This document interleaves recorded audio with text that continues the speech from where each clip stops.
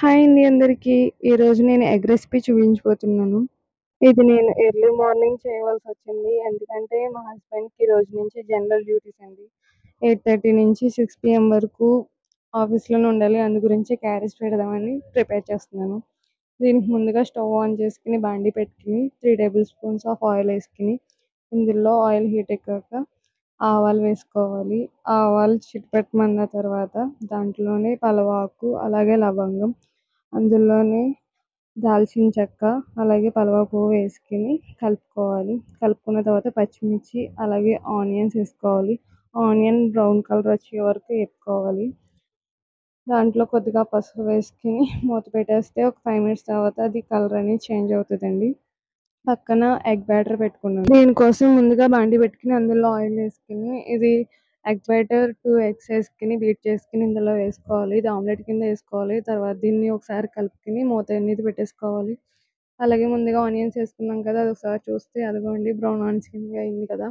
అది కొంచెం వేపుకున్న తర్వాత అందులో జింజర్ గార్లిక్ పేస్ట్ వేసుకోవాలి. అదే అల్లం వెల్లుల్లి పేస్ట్ వేసుకోవాలి. అది పచ్చివాసన పోయే వరకు ఉంచుకోవాలి మేడం.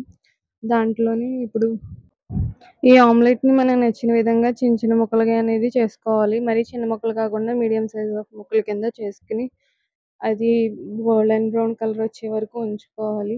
అది మళ్ళీ మూత పెట్టుకొని ఒక 5 మినిట్స్ తర్వాత మళ్ళీ తీసి చూసుకోవాలి.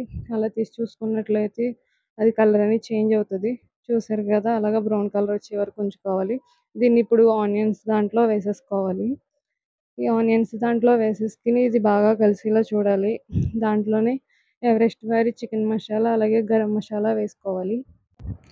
అది అంతా మొత్తం కలిసేలాగా మసాలా అన్నిటికి పట్టేలాగా బాగా కలుపుకోవాలి. ఇందులోనే ముందుగా బాయిల్ చేసుకున్న రైస్ అనేది వేసుకోవాలి. నేను 2 బౌల్స్ వేసుకున్నాను.